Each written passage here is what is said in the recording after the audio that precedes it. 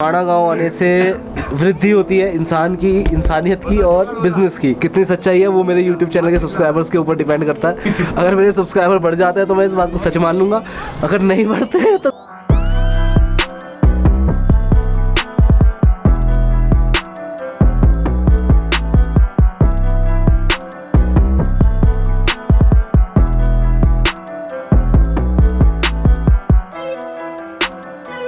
स्वागत करता हूँ आप सभी का बद्रीनाथ में। और आज है 7 नवंबर। इस ट्रिप में हमने कवर किया है केदारनाथ, तुंगनाथ। ये तीसरा लोकेशन है जहाँ पे हम हैं फ़िलहाल।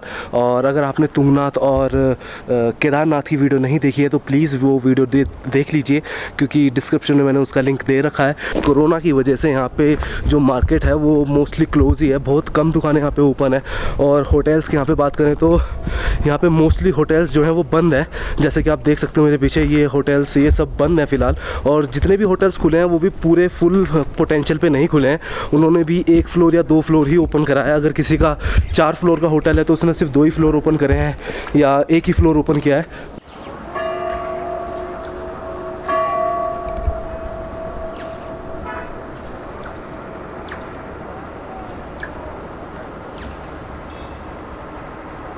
मंदिर को मंदिर की तरह रहने दो, मंदिर को बीच में रहने दो, वो दूर से दिखना चाहिए। ठीक है, मैं इतनी ऊंचाई पे खड़ा हूँ तो इतनी ऊंचाई पे से मुझे मंदिर का फ्रंट दिखना चाहिए, जबकि ऐसा नहीं हो रहा है। यहाँ पे सिर्फ होटल्स और घर और भीड़ भड़ाका कर रखा है इन्होंने, बिल्कुल घिच पिच कर रखा है, और जो कि बिल्कुल भी सही नहीं है। बाकी आप क्या सोचते हैं, आप प्लीज़ मुझे कमेंट बॉक्स में ज़रूर बताएं।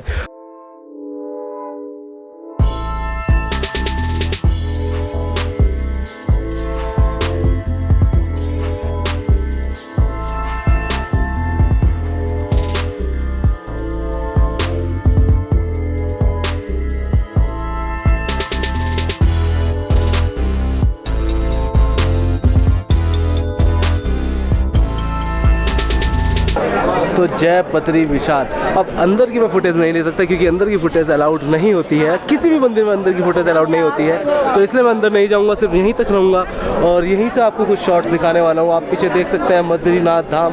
कुछ सिनेमैटिक शॉट्स आपने जरूर देखे होंगे, अभी और भी सिनेमैटिक शॉट्स आने वाले हैं। अभी तो माणा भी जाने वाला है, अभी बहुत कुछ है यहाँ पे एक्सप्लोर करने के लिए। और भीड़ देखो यार, भीड़ देखो आप लोग, कितनी भीड़ हो रही है। नवंबर का टाइम चल रहा है, कपाट बंद होने के लिए 7-8 दिन बाद कपाट बंद हो जाते हैं दिवाली के बाद। और भीड़ देखो, मतलब क्रेज़ एकदम से बढ़ चुका है। और जिन लोगों ने दर्शन नहीं करे थे कोरोना की वजह से, वो अब आ रहे हैं दर्शन करने, क्योंकि जिनकी श्रद्धा होती है हर साल आने की, वो हर साल आता ही आता है।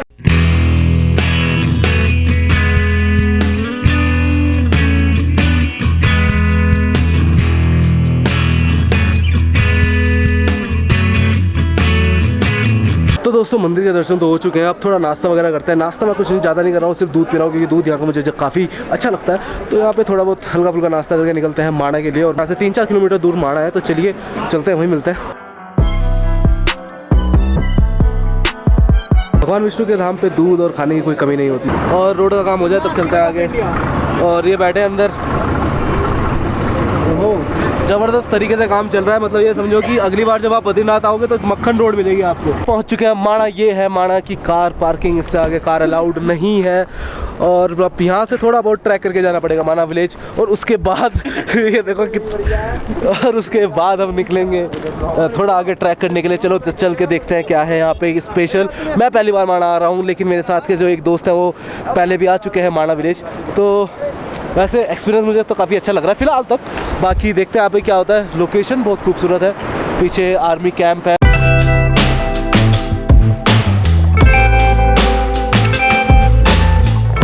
इंडियाज़ लास्ट विलेज माणा में हम पहुंच चुके हैं। एंट्री गेट वो है, और आगे बढ़ते रहेंगे, दिखाते रहेंगे क्या क्या है स्पेशल अपने माणा गांव में।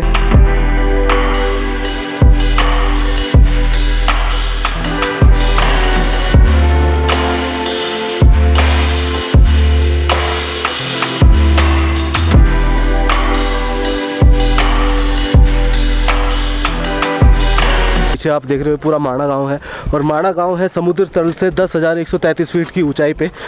बहुत ऊंचा है और खूबसूरत है।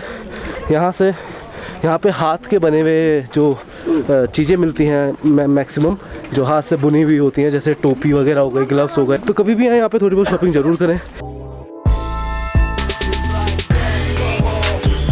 अभी मैं हूँ भीम पुल में और ये माणा गांव में भीम पुल है। इसमें लिखा हुआ है कि जब स्वर्ग रोहिणी के लिए पांडव निकले थे तो सरस्वती नदी को पार करने के लिए भीम जी ने यहाँ पे एक बड़ी सी विशाल पत्थर यहाँ पे रख के पुल का निर्माण करा था। जिस पुल में मैं फ़िलहाल खड़ा हूँ ये वही पुल है और नीचे वो सरस्वती नदी है जिसको पार करने के लिए पुल बनाया गया था। और बहुत ही खूबसूरत नज़ारा है यहाँ पे और सोच रहे हैं नीचे जाने का कुछ मिल जाए रास्ता तो अगर जाते हैं, अगर नहीं जा पाए तो मैं ऊपर से ही कुछ शॉट्स आपको ज़रूर दिखाऊंगा। और यहाँ पे हर जगह जगह रेनबो क्रिएट हो रहे हैं क्योंकि आपको पता ही है रेनबो कैसे क्रिएट होता है। तो क्योंकि यहाँ जगह जगह पानी है तो ऑब्वियसली रेनबो तो क्रिएट होंगे ही। और नीचे का जो लुक है ना वो कुछ इस तरह से आ रहा है कि जैसे नीचे LED लाइट्स लगा रखी हैं और नीचे लाइटिंग कर रखी है, जबकि ऐसा कुछ नहीं है, वो सब नेचुरल लाइट्स हैं। अभी मैं आपको दिखाता हूँ वहाँ पे कैसा लुक आ रहा है। और एक बात बता दूँ, वीडियो में इतना क्लियर हो सके वो जस्टिफाई ना कर पाई ये कैमरा, एक बार आपको यहाँ आके ज़रूर देखना चाहिए।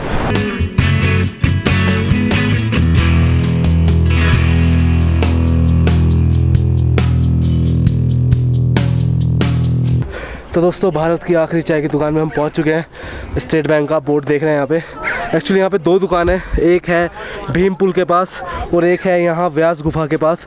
तो टेक्निकली बोलते हैं कि व्यास गुफा वाली आखिरी दुकान होती है क्योंकि इसके पीछे फिर चाइना बॉर्डर है। ओके, तो सांस फूल गई क्योंकि चढ़ाई है इसलिए। और अभी यहाँ पे चाय मैगी वगैरह खाते हैं और बताते हैं आपको कैसा टेस्ट है यहाँ पे। और ऊपर है व्यास गुफा जो आप पत्थर देख रहे हैं वहाँ।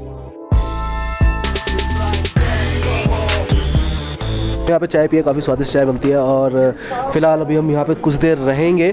और जो आप पीछे चट्टान देख रहे हो ना, ये जिसमें लाइन लाइन दिख रही है आपको, लकीरें, इसकी मान्यता है कि ये भगवत गीता थी और कलयुग शुरू होने से पहले या कलयुग शुरू होने के दौरान ये पत्थर में कन्वर्ट हो गई थी।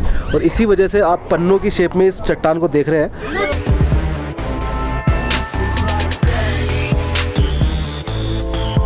यहाँ से 60 किलोमीटर दूर पड़ता है चाइना बॉर्डर। और माणा गांव भी खाली हो जाता है क्योंकि यहाँ पे बर्फ़बारी होती है। तो बर्फ़बारी में रहना थोड़ा डिफ़िकल्ट होता है। तो उस वजह से कपाट बंद होने के बाद माणा गांव के लोग भी नीचे चमोली की साइड चले जाते हैं और बाकी फिर यहाँ पे आर्मी के लोग रहते हैं। और नीचे आपने बेस कैंप तो देख ही लिया था, आर्मी का बेस कैंप।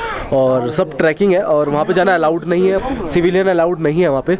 और अभी हमें 2 फौजी मिले थे, हमारे इंडियन आर्मी के 2 जवान। उन सब ने थोड़ी बहुत बातचीत करी, वो आपके साथ नहीं शो कर सकते क्योंकि समझ रहे हो ना, कुछ चीज़ होती है जो वीडियो में नहीं दिखाई जाती। तो दोस्तों हमारे साथ है एक लोकल यहाँ के माणा के रहने वाले, तो ये अपना पहले नाम बताएंगे और बताएंगे माणा गाँव की स्पेशल चीज़ और वसुधरा जो यहाँ पे ट्रैक है उसके बारे में भी।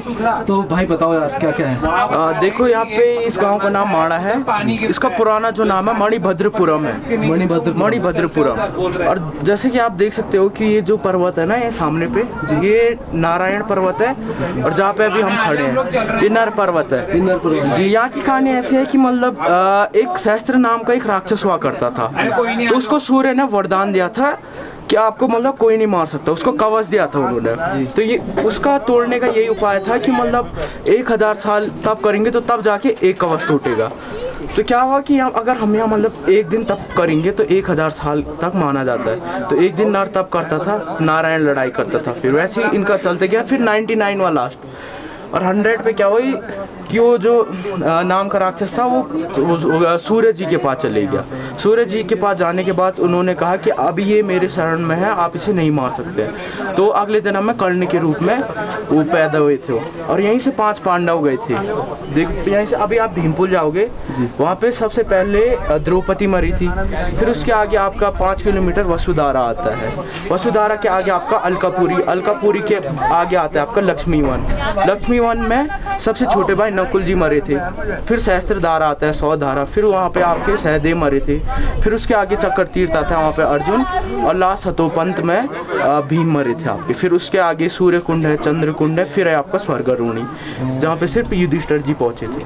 ओके, तो वहाँ पे जा सकते हैं स्वर्गारोहिणी? देखो भैया 25 किलोमीटर सतोपन तक तो जा सकते हैं। पूरा ट्रैकिंग का सामान ले जाना पड़ता है जी। और यहाँ से आप जाओगे तो डिपेंड आप पे करेगा कि आप मतलब कैसे चलते हो। वहाँ पे ऑक्सीजन की लेवल भी कम होता है तो वो डिपेंड होता है कैसे चलोगे। धन्यवाद भाई, बहुत बहुत धन्यवाद, बहुत बहुत थैंक यू सो मच। अपना नाम बता दो यार। विवेक बड़वाल। अरे वाह, क्या बात है। इन भाई का नाम भी विवेक है और मेरा नाम भी विवेक है, तो बड़ा कोइंसिडेंस हो गया यहाँ पे। और इन्होंने बहुत अच्छी तरह से बता दिया यहाँ पे क्या क्या है और क्या क्या यहाँ का महत्व है। और आई होप आपको भी अच्छा लगा होगा और ज़रूर आइए माणा गाँव ज़रूर।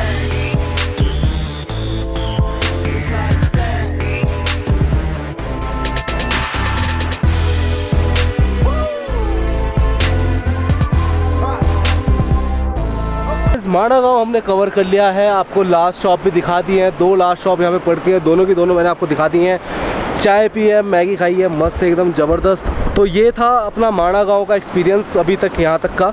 और अभी मैं यहाँ से निकल रहा हूँ फिर से बद्रीनाथ धाम के लिए। वहाँ पे थोड़ी बहुत चीज़ें देखते हैं क्या क्या मिलता है वहाँ पे, और मार्केट घुमाते हैं, रात की रौनक देखते हैं वहाँ पे क्या रौनक रहती है। और मंदिर के फिर से रात के एक दर्शन दिखाऊँगा आपको कि रात को कैसा वहाँ पर मंदिर में माहौल रहता है। और फिर कल सुबह यानी कि 8 तारीख को हम वापस दिल्ली के लिए निकल लेंगे।